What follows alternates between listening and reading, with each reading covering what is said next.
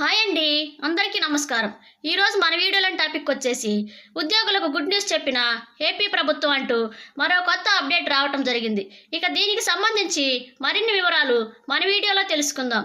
Video పూర్తిగా చూడండి, వీడియోకి లైక్ చేయండి, సబ్స్క్రైబ్ చేసుకోండి. ముఖ్యమంత్రి చంద్రబాబు అమరావతిలోని సచివాలయంలోని ఆర్టీజీఎస్ నుంచి వివిధ శాఖల పనితీరుపై సమీక్ష చేశారు. క్షేత్రస్థాయిలో బాగా పనిచేసే ప్రభుత్వ ఉద్యోగులను ప్రోత్సహించాలని, వారిని గుర్తించాలని అధికారులతో చంద్రబాబు అన్నారు. చాలా మంచి నిర్ణయమని అధికారులు చెప్పారు. బాగా పనిచేసిన ఉద్యోగుల్ని అభినందించడం ఇదే తొలిసారి అవుతుందని చంద్రబాబుతో అధికారులు చెప్పారట. అంతేకాదు, ఉద్యోగుల మధ్య పోటీతత్వం కూడా పెరుగుతుందని అభిప్రాయపడ్డారంట.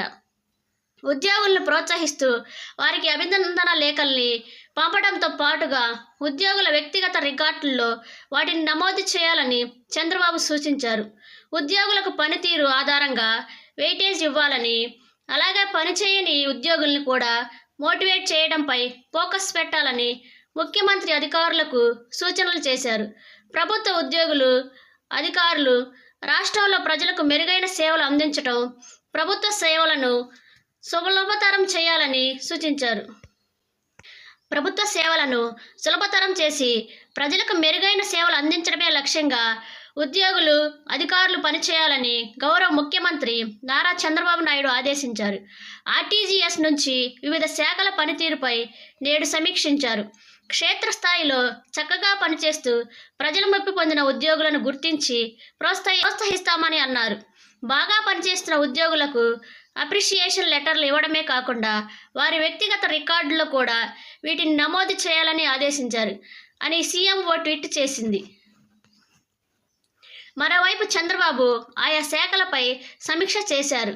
ఆసుపత్రుల్లో పారిశుద్ధ్యానికి ప్రాధాన్యం ఇవ్వాలని సూచించారు. పారిశుద్ధ్యం విషయంలో చెప్పిన మారని ఆసుపత్రుల లిస్టు తయారు చేయాలని సూచించారు. అలాగే ఆలయాల్లో పరిస్థితులు మారాయని, భక్తులు మెరుగైన సేవలు అందించాలని ఆదేశించారు. అవినీతికి అవకాశం ఉండకూడదని, రెవెన్యూ శాఖకు ఉన్న చెడ్డ పేరు పోవాలన్నారు. అన్ని రకాల భూములకు సంబంధించిన సమస్యల్ని పరిష్కరించాలన్నారు. తాగునీరు కలుషితం కాకుండా చూడాలని అధికారుల్ని ఆదేశించారు. రోడ్డు ప్రమాదాల నివారణకు చర్యలు చేపట్టాలన్నారు.